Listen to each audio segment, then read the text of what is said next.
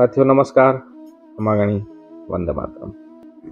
आज फिर एक नई कहानी, नए प्रसंग, नई सीख के साथ। साथियों, एक विद्यालय में एक गणित की अध्यापिका गणित का विषय पढ़ा रही थी। उसने अपने सबसे होनहार बच्चे से एक प्रश्न पूछा। कहा कि बेटा, यदि मैं तुम्हें एक एप्पल खाने को दूं, उसके बाद एक और एप्पल दूं और उसके बाद एक और एप्पल दूं, तो बताओ तुम्हारे पास कुल कितने एप्पल होंगे? बच्चे ने कहा मैडम 4। मैडम ने फिर प्रश्न पूछा, नहीं ध्यान से सुनो, मैं तुम्हें एक एप्पल दूं, उसके बाद एक और एप्पल दूं, फिर एक और एप्पल दूं, बताओ तुम्हारे पास कुल कितने एप्पल होंगे? बच्चे ने फिर बड़े सहज भाव से कहा मैडम 4।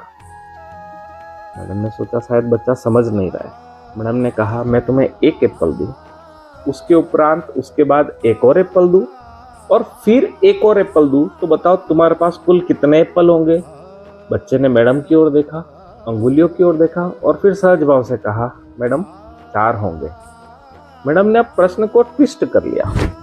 मैडम ने कहा बेटा, मैं तुम्हें एक संतरा दूं, उसके बाद एक और संतरा दूं और फिर एक और संतरा दूं, बताओ तुम्हारे पास कितने संतरे होंगे?